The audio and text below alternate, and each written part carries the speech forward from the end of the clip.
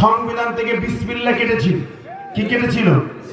যখন কেটেছিল আমরা দায়িত্বহীন কণ্ঠে গর্জন করে করে বলেছিলাম বিসমিল্লাহ যারা নিজে হাতে কেটে বাদ দেয় ওরা কখনো কি মুসলমান থাকতে পারে?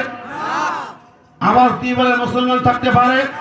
সংবিধানে ইমানের কথা ছিল, আল্লাহর প্রতি আস্থা বিশ্বাস লেখা ছিল, ওই লাইনটা কেটে বাদ দিয়েছে। যারা বিসমিল্লাহ করে ইমান কেটে বাদ দেয় ওদের চেয়ে বেঈমান গাদ্দার কে হতে পারে? কথা বলেন।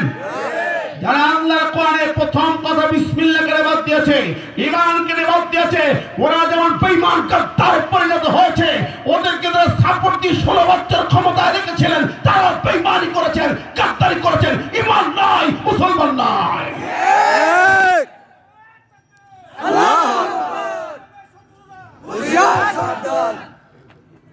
আমার ভাই বন্ধুরা, তো বলছিলাম তাহলে 2 নম্বর পয়েন্ট গেল। খেয়াল করেন যারা দাঁড়িয়ে আছেন, শুধু ভাবেন না হুজুর ওদের গালিগালাজ করতেন না। আপনি আমি আমার ইমানটাকে ইসলাহ করতে হবে, তওবা করে ফিরে আসতে হবে। কোন কোন পয়েন্টে শুধু নোট নেন। দ্বিতীয় কথা বললাম। তৃতীয় হচ্ছে এদেশে 3 জন টুপিওয়ালা মৌলবী রাস্তায় এক জায়গায় হতে পারতো না। পারতো? জোরে বলেন পারতো? এই কাশিয়াডাঙ্গা ওই চারিপাড়ে বিভিন্ন জায়গায় এক জায়গায় হয়েছে, কয়টা হুজুরের হোটেলে খাইতে বলছে তাও ধরে নিয়ে গেছে। ঠিক যে ঠিক? বিয়ে বাড়িতে কয়টা হুজুর আসছে সেখানে তো গ্রেপ্তার করা হয়েছে। কয়েকটা মহিলা কোরআন তালিম দিচ্ছে সেখানে গ্রেপ্তার করা হয়েছে মহিলাদেরকেও। কথা বলেন ঠিক না ঠিক?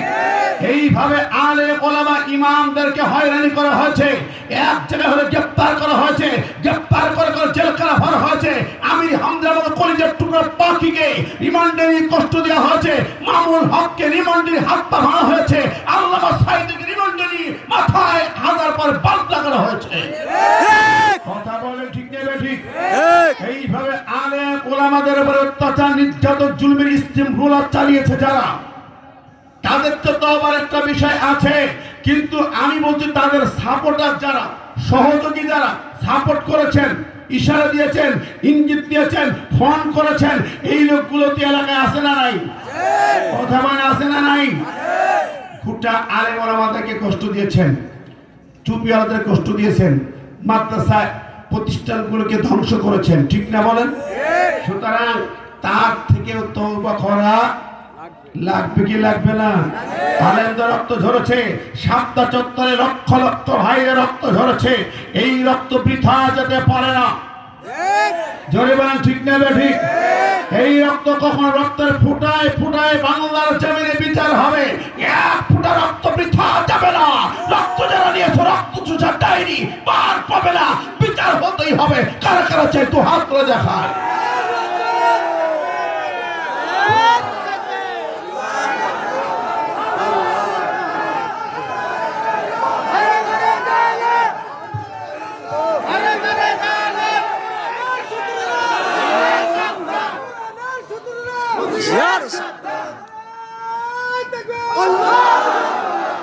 আমার ভাই বন্ধুরা, এরপরে হলো আরেকটি পয়েন্ট।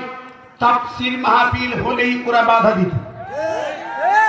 অনেক মাহফিল 44 ধারা জারি করেছে। তাফসীর মাহফিলে বাধা দেয় 44 ধারা জারি করে কারা? কাফের। কথা কন কাফের। জোরে বলেন কাফের। আবু জেহেলের চেলা চামুন্ডা। ঠিক না বেটি? পরিষ্কার ওরা আবু জেহেলের নাতি পুতি। আমার কথাটা কোরআন বলছে, وقال الذين كفروا لا تسمعوا لهذا القرآن والغوا فيه لعلكم تغلبون। সূরা হামিম সিজদা আল্লাহ বলেন ওই কাফেররা আবু জেহেলের দলেরা ওরা মিটিং করে সিদ্ধান্ত নিয়ে ওরা বাধা দিয়েছে।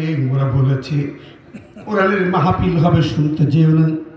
যেখানে মসজিদ হবে হয়েছে হট্টগোল করে 40 ধারা জারি করে বন্ধ করে দাও। এই কথাটা আবু জেহেলের কাছ ছিল। কাদের কাছ? আবু জেহেলের কাছ। বর্তমান কি আবু জেহেল আছে? আছে নাই। ওর নাতিপতি আছে না নাই? আছে। জরিমানা আছে না নাই? কোরআনের মাহফিলে যারা বাধা দিয়েছেন ওরা যেমন দায়ী 44 ধারা জারি করেছেন, তারাও তো আবু জেহেলের বাচ্চা। নেতা কোথা হোক, মেম্বার হোক, চেয়ারম্যান হোক, অর্থ সভাপতি, সেক্রেটারি, কত লোক ছিল 500 টাকার হাঁটতে পারে না, টাইলকি ঘরে, সেও তো আসছে মাহফিল হটি দেবো না। ছিল কিনা ভাই? এই বন্ধুরা শুধু না, অফিসার অসি সাহেব এসে মঞ্চ ভেঙেছেন, বহু মাহফিলের রেকর্ড আছে, ঠিক না ঠিক? তারা হলো শুধু আবু জাহেলের জাত নয়। শোনেন, কোরআন মুবতাল্লিম বাদা যালিকা জানিন, তারা কোরআনের মঞ্চে বাধা দেয়, আল্লাহর বিধানের কথা বলতে বাধা দেয়। ওরা শুধু আবু জাহেলের অনুসারী তা নয়, ওরা হলো বিজম্মা, যার সন্তান। কোরআন বলেছে, আমার কথা না।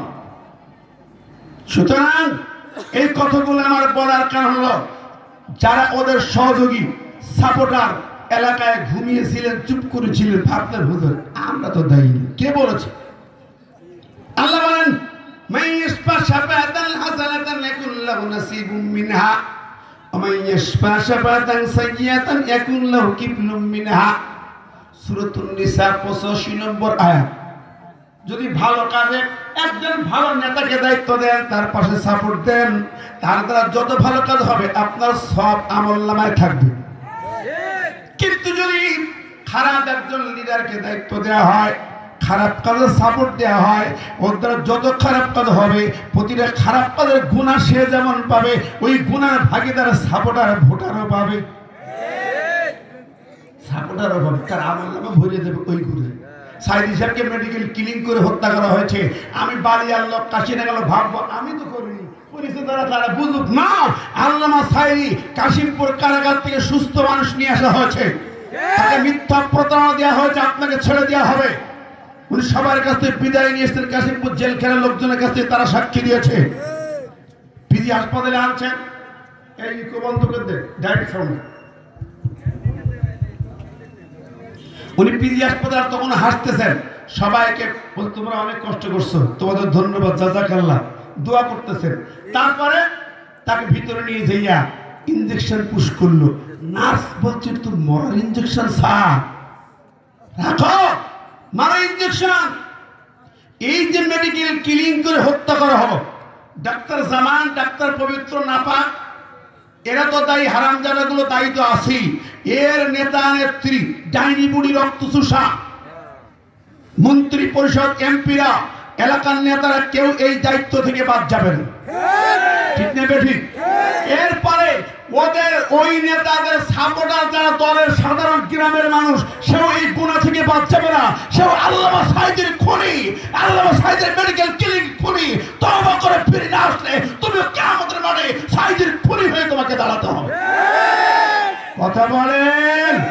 আল্লামা সাইদিকে মেরেছেন, এই জমিনে তিনি বলেছেন আমার মারা হলে পরে আমার রক্ত ঝরার 1 বছরের ভিতরে স্বৈরাচার পালানোর জায়গা খুঁজে পাবে না। অক্ষরে অক্ষরে খেটেছে, এখন বিচার হবেই হবে। এই বাংলার 18 কোটি মানুষ তাকে ভালোবাসে। আমরা সাইদি মুক্তি পরিষদের দায়িত্ব পালন করতেছি, রুহুল কুদ্দুস ভাই সামনে অনেক কাজ করেছি। আমরা বলতে চাই, আমরা আল্লামা সাইদ রুহানি সন্তান, আমরা তার হত্যার বিচার চাইব।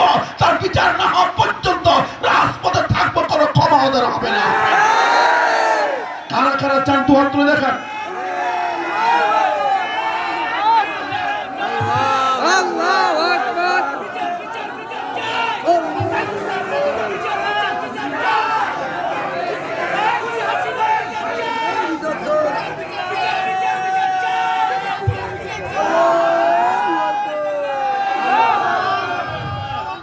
আমার ভাই বন্ধুরা, কথাগুলো স্পষ্ট ভাষায় বলছি, আমার এই আলোচনাগুলো মনোযোগ দিয়ে শুনবেন, ভাববেন। কেউ যদি মনে কষ্ট নিয়ে মনে করেন যে এই আলোচনা শুনবো, এসব তো ওইসব পুরনো কথা গীবত শুনি যাবেন, এই কথা বলে বাড়ি যাবেন, আপনি শয়তানের একান্ত ভক্ত হয়ে চলে যাবেন। প্রাণ দিয়ে কথাগুলো শুনলেন কেন বলছি, আরো স্পষ্ট করে বলি, প্রিয় ভাই বন্ধুরা, জমিন যদি আল্লাহর হয়, জমিন কথা বলে, ঠিক না ঠিক? শোনেন আল্লাহর ভাষা কি। আল্লাহ পাক তার সূরা আনফালে বলছেন স্পষ্ট করে, وقال الذين كفروا لرسلهم لنخرجنكم من أرضنا أو لتعودن في ملتنا فأوحى إليهم ربهم لنهلكن الظالمين আল্লাহ বলেন যুগে যুগে যত নবী আসছেন রাসূল আসছেন তার যুগের কাফেরেরা ওই নবী রাসূলকে বলেছে লা নুখরিজান্নাকুম মিন আরদিনা, আমরা তোমাদেরকে আমাদের দেশ থেকে বহিষ্কার করব। লা নুখরিজান্না লামে তাকিদ নুনে তাকিদ দিবেন, আমরা তোমাদের বহিষ্কার করবই করব।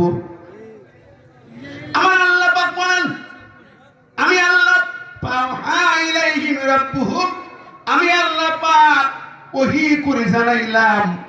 শোনো আমার ওহী হলো লানুহলিকান্নাজ জালিমিন, ওরা যেমন লামে তাকিদ নুনে তাকিদ বলে লানুখরিজান্না বলেছে, আমি আল্লাহ বলি লানুহলিকান্না লামে তাকিদ নুনে তাকিদ দিয়া